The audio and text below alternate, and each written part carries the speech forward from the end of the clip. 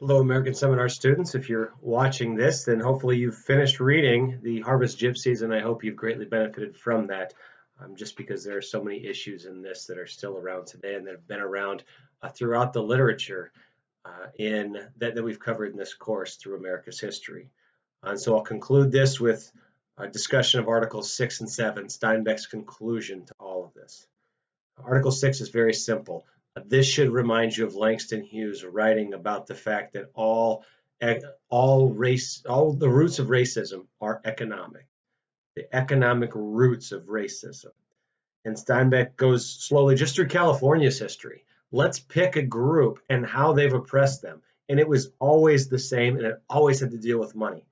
So it has almost nothing to do with the skin color. Just let's use that difference and the economic situation they're in to oppress them, to create what he calls this peon class, this class of individuals who are permanent underclass who can be mistreated and manipulated.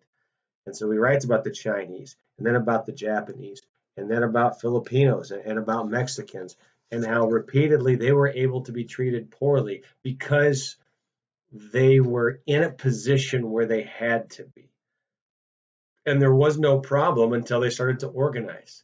And so if you've stayed with us throughout this reading, you're starting to see what I talked about before we left on this what turned out to be permanent sabbatical, and what you've seen is some of the background of the labor relations, the unionizing, the ability to gather and to organize. You see some of those battles here, and it was such an intense battle. And as long as they could keep these underclass people without organizing, then it was okay to manipulate them. But as soon as they started to try to organize, then it was time to shift them back to where they came from. And so this is not an uncommon approach to racism. It's simply economic in nature, and it has to do with the jobs available. Steinbeck's point here is that he eventually gets to is you can treat people from another country like that and probably get away with it. And they did. And America has a long history of doing that. But at the end of Article 6, Steinbeck says you're doing this to Americans. And you can't just send them back to where they came from. Where they came from is here. And they will not allow themselves to be treated in this way. They will organize. They will revolt. They will demand some dignity. And so, yes, there is a history of this sort of behavior, of this sort of oppression of the desperate. But Steinbeck predicts that it will not work this time because they are, in fact, American. And that changes the game. That changes the battle for those that are in power. He writes on page 31, the old methods of intimidation and starvation perfected against the foreign peons are being used against the new white migrant workers, but they will not be successful. Then Article 7 is Steinbeck's great therefore. He doesn't spend 6 articles of problems without giving us Article 7, which is the solution. And he offers very specific solutions for this individual problem. Steinbeck went to go do this because he felt like he had to, and he needed to help fix this dangerous situation. I told you before in an earlier video, he doesn't need to do this. He has money. He's been successful. His career has kicked off, and he has put a little time out on being a novelist to go and study this because he thought it was such a huge problem. And so after living in these camps, he offers some solutions, or at least partial ones. And what strikes me, obviously he's calling for some relief, for some government aid for what's going on. But if you look at it, it seems like he wants to provide government aid and help that directly increases dignity, directly increases a spirit of cooperation, and aid that directly increases a commitment to the public good. So this isn't just handouts. This is handouts with the targeted goal of improving dignity, improving the social well-being and improving the commitment to the public good. And so that seems to be something he's saying here. Page 34, if you look, a lot of this, the repetition of healthcare and education. You want to know why those are two common campaign issues? Because they are so important to the fabric of our society. And Steinbeck writes on page 34, the cost of such ventures would not be much greater than the amount which is now spent for tear gas, machine guns, and deputy sheriffs. If we instead invested in instruction and education for these poor and in healthcare for them. And so, again, we're nearly 100 years later, and these are still two common political battles that get fought. And so you can see how important they are and how important they have been. These are not new issues here in American culture. I also want you to see that he gives this audience something to fear. The audience is not migrant workers, obviously. They can't afford the magazine this is being printed in. Steinbeck doesn't need to convince them that conditions are terrible. One of his target audiences is the very rich, and he wants to let them know there is something to fear, and it's not just economic.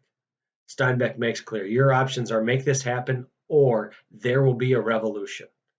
It is going to be bloody and violent. And if you need something to be scared of, this is what you should be scared of. If you don't follow these solutions, if you don't do something, he says, either there's going to be a massive revolt or you're going to let them organize. I mean, one or the other. You need to make a choice. And he also goes so far as to say if instead the powerful continue to live above the law and not follow the law, then we are no longer living in a democracy. And California is unfit for the economic situation that it wants to find itself in. I also think it's so important the way he ends this on page 36. One of his statements is, it will require a militant and watchful organization of middle-class people. There are no spectators here. In a battle between the rich and the poor, the middle class can't simply sit on the sidelines. They have a role to play. Steinbeck would love to send this message to today's America as well. It's not as simple as being aware of those who are being mistreated. You can't just be a spectator and wash your hands of it and say, you know what, yes, I feel bad. Okay, time to move on. He calls to action the middle class readers as well, not just to the government, not just to the upper class oppressors, but also to the middle class, and gives them a role to play in this as well. Steinbeck will not let anyone stand on the sidelines when a group of people is being harmed in this way. And then his powerful final paragraph, he says, here's your two options. They, the migrant workers, they can be citizens of the highest type, or they can be an army driven by suffering and hatred to take what they need. On their future treatment will depend which course they will be forced to take. They'll be forced to take. Either they will be in a position where they're allowed to be citizens of the highest type, or they will find a way to become an army demanding their own dignity. And so a powerful ending here from Steinbeck on some a really important topic and a huge portion of our American history, and one that is often ignored. If you found value in this, The Grapes of Wrath is the book he wrote right after this. He wrote The Grapes of Wrath as a way to show all of America in novel form what was going on. And so I read The Grapes of Wrath a couple of years ago. This past 2 months ago, I read Steinbeck's journal that he kept while writing The Grapes of Wrath. And so this has been a great addition for me. And I can't recommend Grapes of Wrath highly enough if you want to understand that period in American history and also the experience of poor people everywhere, not just here. But it's an excellent story, very well written. And one of the books that is considered one of the great books of our national literature. So if this was at all valuable to you, I would encourage you to pick up Grapes of Wrath as well.